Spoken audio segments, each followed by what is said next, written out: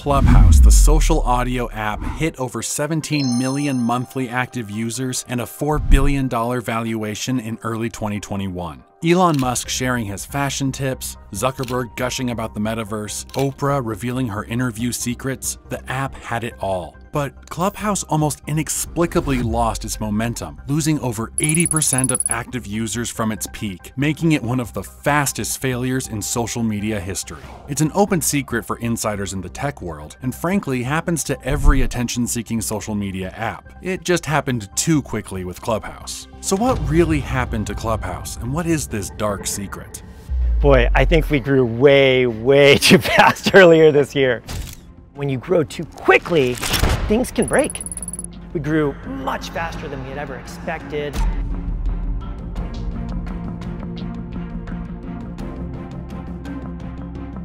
Paul Davison and Rowan Seth founded Clubhouse as an alternative to Instagram and TikTok. As a differentiator, they kept the platform voice only. This is because they wanted users to not worry about appearances like they do on Zoom and social media. Instead, they wanted people to connect and engage with others in real time. They launched the app in April 2020 just for iOS users, and it could not have been timed better. The pandemic had just hit, and people stuck at home sought new forms of socializing that weren't Twitter, Facebook, or Instagram. They got their answer in Clubhouse. The app's exclusive nature and invite-only access contributed to its allure. People felt like they were part of an exclusive club. While 2020 was the year Clubhouse hit the public's consciousness, 2021 was the year Clubhouse became a certified hit. In February 2021, Clubhouse was downloaded almost 10 million times globally. The reason for this sudden rise was also the presence of several tech personalities as well as celebrities. What Instagram did with photos, Clubhouse was now doing with audio. The app's rapid growth drew a lot of attention from investors, such as Andreessen Horowitz, who valued the company at an astonishing $4 billion. However, in a few months, the viral app was going to face irrelevance, and the reasons weren't hard to predict in hindsight.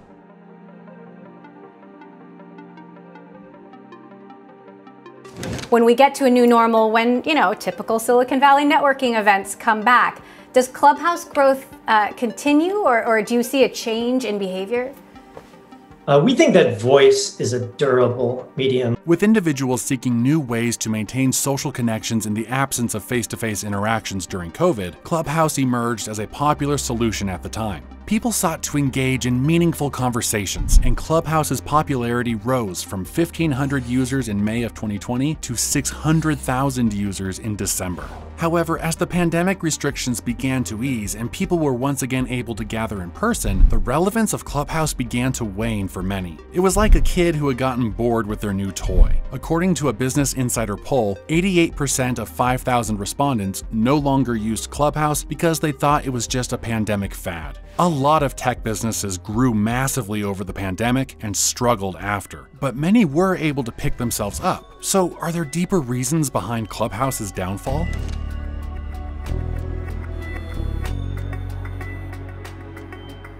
Our goal from day one has to build this for everyone. The diversity, the breadth of the community, it's the greatest thing about it. All successful social media apps have understood that engaging and retaining their millions of users is the key to building a moat and for long-term survival. But Clubhouse struggled to retain its users. Its active users were at its peak in June of 2021, just after the launch of its Android app, which also, by the way, took a really long time to launch. And it's all gone downhill from there. This is because for Clubhouse, it was all about its power users, i.e. influencers. We always say creator first. That is one of our big mantras that we have, and it guides a lot of our product decisions. It gave too much importance to influencers and celebs at the expense of regular users. It had an air of elitism all around it. You would have to be invited by someone who's in it already to be able to join. And if that wasn't enough, some people advertised a Clubhouse invite for as much as $1,000. Regular people struggled to gain a foothold on the platform, while well-known personalities with significant following elsewhere thrived. Hey, Elon here. Can you hear me? Oh, we see you. This is wild. It's just my butt talking.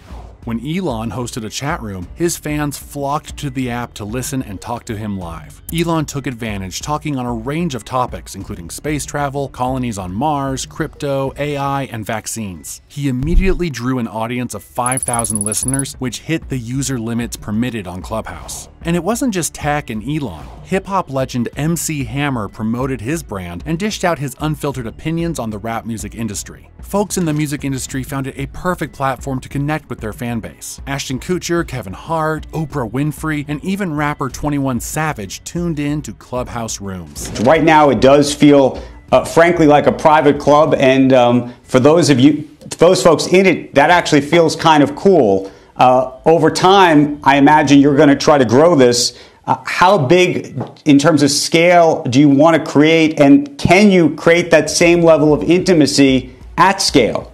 It felt like the early days of Instagram, but it still sort of excluded people from the sort of conversations they'd like to have. People found it hard to see rooms and relevant conversations, as the most popular rooms were geared toward a niche that they had no interest in. The experience of using Clubhouse quickly became frustrating. And besides the early rush of being able to listen and interact with these personalities live, most regular users did not find the content engaging enough. It's hard to listen to a 30-minute unedited conversation of Elon talking about technology without scrolling through Instagram or Twitter. I think it's really telling of just how visceral, right, and almost indoctrinating that rhetoric is to any sort of tokenization of intercommunity. You see, other social media apps have influencer content that is heavily edited, with filters and multiple people involved in the making of just one image, video, or tweet. This is because maintaining people's attention demands a lot of work, as I've found out through this YouTube channel. But Clubhouse can't do that. It's hard to stage hour-long live conversations without users realizing it's all scripted. And coming back day after day, week after week, month after month, to listen to such conversations was hard for regular users. On Instagram, you're at least able to watch your friends' activities almost daily, which keeps you retained. But would your friends record conversations on Clubhouse daily or weekly for their followers?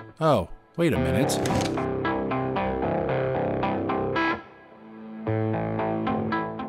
Clubhouse had no recording button. Picture this. You're in Clubhouse and you're in a room where an interesting conversation is happening. You're listening and suddenly that important call interrupts, or you must do something else. Now you've missed out on that crucial bit of the conversation. You can't rewind or listen to it later, it's gone, just like that. Likewise, an influencer also couldn't clip interesting conversations from their rooms and post on social media, unlike Twitter Spaces, which let people record conversations as soon as it launched. At least Elon got that right.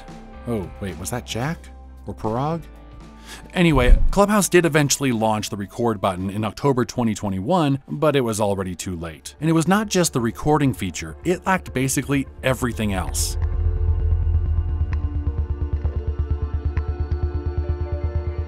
In the past, we've seen that when a new medium emerges, it's usually a company that is fully focused on that medium that ends up being the category leader.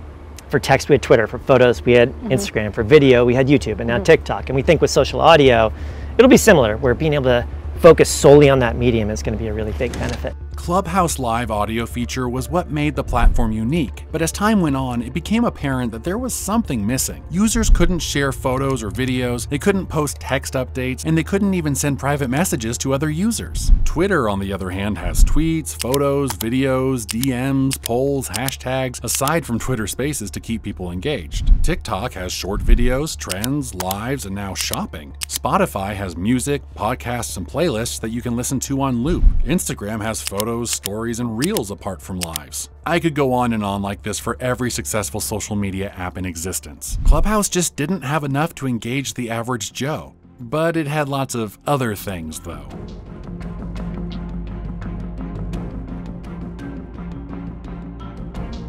It's 2023, and hate speech, including racist, anti-Semitic, and sexist comments, is still a big issue on all social media platforms, and Clubhouse was no exception. In its early years, many users reported being subjected to derogatory comments, slurs, and other hate speech while using the app. There is something about the app that brings out the best and the worst in people. It became at one point a safe haven from racism. In 2020, a room on Clubhouse titled "Is Kevin Hart Funny?" sparked controversy when the discussion turned to the comedian's latest Netflix special, in which he called his daughter a hoe. The chat quickly devolved into men shutting down and silencing black women who criticized him. The situation escalated when a black woman joined the stage to call Kevin out on the toxic culture he perpetuates, only to be allegedly gaslit and silenced by Kevin himself. The incident actually caused outrage on Twitter.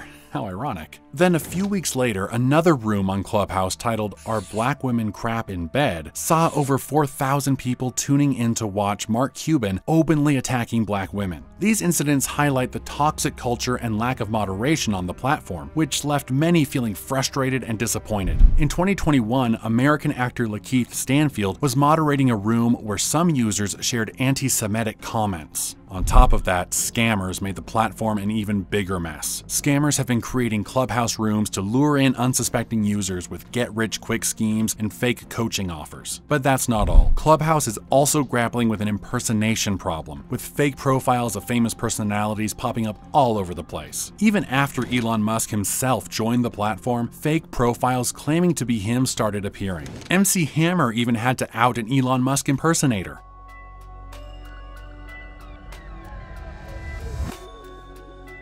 Clubhouse had its grip on the populace, and in a matter of months, it lost that hold. Twitter Spaces seems to have caught up and surpassed Clubhouse in terms of users. Twitter's network effects were just too strong for Clubhouse to overcome. In April 2023, the live audio app announced they would be letting go of 50% of its staff in what was dubbed a strategy pivot. The shakeup was a grim reminder of what the company has become. In the founder's own words, "The world needs what Clubhouse is building. We have a clear vision for what Clubhouse 2.0 looks like, and we believe that with a smaller, leaner team, we will be able to iterate faster on the details, build the right product, and honor our teammates who helped us get here." But do you think there will be an eventual comeback for Clubhouse? Does it really serve a need in 2023 and beyond that other apps are not fulfilling? I believe the answer lies in its active user statistics, and the picture is not pretty right now. And with no real business model or monetization in sight, is this truly the end of the road for Clubhouse? Thanks for tuning in. If you enjoyed this analysis, do give some of my other analyses a watch, and definitely subscribe so I can continue to do more of these. Cheers.